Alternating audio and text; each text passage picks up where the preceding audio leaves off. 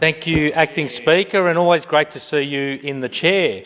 And I too rise to speak as the member for Pascoe, Coburg and Brunswick West on the Prahran Mechanics Institute Bill of 2024. And in doing so, I acknowledge I'm not a parliamentary representative of the Prahran area, but I certainly do have a long-standing connection to the Prahran community, having spent many of my formative years, particularly in my university days, spending some time at the nightlife up and down Chapel Street back in the day. Chases to name a few there, acting Speaker, but I'll leave that there. And the member for Narre Warren there would appreciate the live music scene along Chapel Street that I would have been listening to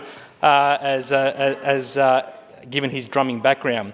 But look, I think before I turn the substance of the bill, I think it's important to point out, for the sake of my community, when I share this speech around, the role of Mechanics Institutes.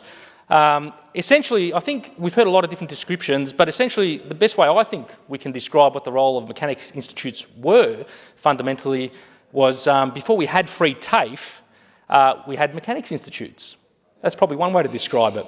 And Mechanics Institutes did begin as a model for free education and workers in Scotland and were established throughout Britain's colonies. Mechanics Institute opened in Australia in the early 19th century and were extremely popular, with one in almost every town in Victoria.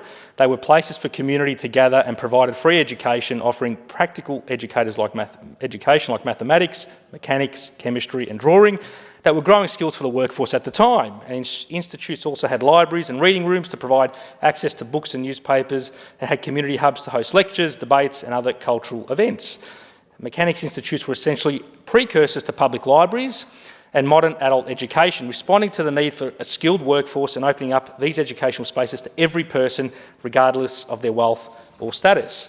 And with the rise of public libraries, technical colleges and other educational institutions in the 20th century, the role of Mechanics Institutes gradually reduced and sites transformed for different uses over time. And some of these, as we've heard today, still function as Mechanics Institutes and other halls, or library sites, but they continue to be a place for the community to gather. And around 500 Mechanics Institutes remain in Victoria today. And Acting Speaker, in and amongst this rich history and evolution of Mechanics Institutes across Victoria, there was, of course, the establishment of the Prahran Mechanics Institute. The PMI is Victoria's second oldest library, celebrating 170 years in February this year. Astonishing that it's still going strong. It is also the only Mechanics Institute in Victoria governed by its own Act of Parliament and one of the oldest pieces of legislation in the Victorian Parliament, and if I'm not mistaken, the oldest, in fact, still in the statutory books. 125 years ago, the 1899 Act was introduced to address a growing concerns that the PMI was being mismanaged and had fallen into a state of disrepair. At the time, it was a local scandal, a sharp decline in membership and claims it was no longer acting in the interest of the community, and Parliament stepped in, as it should have, to put governance controls in place. But in 2024, the 1899 Act imposes a number of restrictions on the management and operation of the second oldest library that can no longer seem or be deemed appropriate. When the governing body of the PMI voted to make changes to their organisation, they needed to seek amendments here in this Parliament. And this is, of course, very time-consuming and restrictive and overly complicated task for what essentially is a not-for-profit community organisations. And as someone who's been a chair of the Rayno Street Neighbourhood House and been the founder of the Oxygen Youth Committee and many other community groups in my area, I just can't imagine the red tape involved with having to make a decision at that local level and having to come to Parliament to get that support. The Institute has sought to repeal the PMI Act, of course. They have asked for this to allow it to better utilise its assets and make decisions in their own interests, and this bill will ensure and fulfil that they're able to do that. But Acting Speaker, it's also across my community that Mechanics Institutes have also had a very long-standing history and role in fostering local community resilience and well-being. And I'll just turn the House's attention to the Coburg. There's 4 institutes I'll try and touch on as part of my contribution, but the first is the Coburg Mechanics Institute and Free Library, which was originally located on Sydney Road and established in 1891, but then again in 1908. And it was founded following on a meeting of 15 residents in the then Shire Hall in August 1891, who resolved to establish the Coburg Mechanics Institute and Free Library, and their efforts saw the opening of the Institute on the 17th of October 1891 by David Methven, MLA. There were 90 members and the library consisted of 67 subscribers and 117 books purchased by subscription and a council donation of £25. 12 months later, there were 490 books. The Institute received government grants in 1892 and again in 1893, and its first year the Institute rented Mrs Mead's cottage near the corner of Bell Street and Mary Street, presumably staying there for its short life, according to this research here, as it appears nothing came of effort to erect a building in spite of a £500 donation building grant from the Coburg Council in 1891. The Coburg Leader reported in March 1893 on the theft of daily and weekly journals from the library by individuals who, quote, sneak them under the table and after quietly folding them, slyly put them into their pockets. They rise from their seats and nod adieu to the librarian and leave the Institute after the committal of the most despicable action simply to save a few paltry pence. Member numbers then dropped from 90 to 32 in the first 12 months, and in 1894 it was decided to close the Institute and Free Library. Efforts to re-establish the Coburg Mechanics Institute and Free Library commenced in 1908 with a bazaar held in the public hall, raising enough funds to allow a site to be purchased on Sydney Road. Nothing happened again until 1910, when Mayor Ernest Aikman called the committee together and submitted a scheme for building a brick hall with a stage, dressing rooms, reading rooms, lodge, ante-rooms and a shop. However, nothing happened for a further 6 years later, and the Coburg Leader asked whether the land was going to be utilised for the purposes for which it was intended or left unimproved and neglected.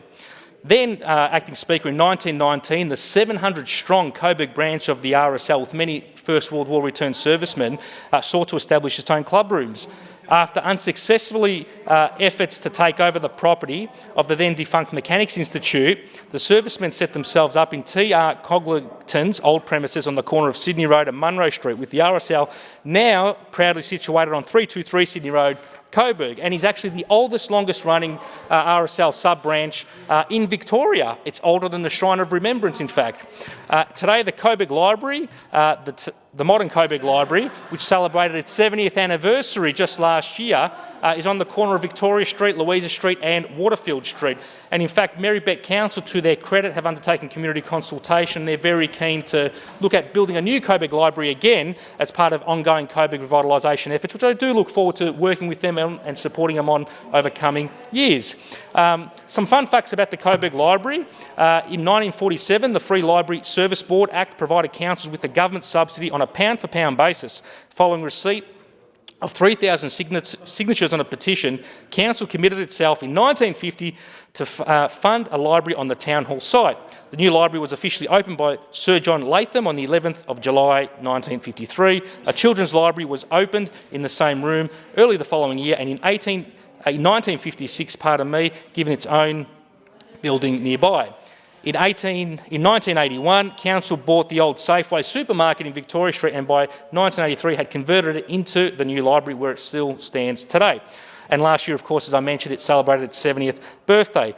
And Coburg Library, along with Campbell Turnbull Library, Brunswick Library and the new Glenroy Learning Centre in the member for Broadmeadows' electorate, do an amazing job in helping support our community's outcomes indeed. Just some loan statistics. In 22-23, there were 1.1 million library loans, including over 853,000 physical items and over 271,000 e-resources. And in 23-24, that increased and continues to increase to over 1.2 million loans of library materials, including both physical and e-resources. And they do an amazing job in terms of bringing in the community, particularly with non-English-speaking families and children and story times, which are magnificent. And my two daughters have made the most of when they were a bit younger.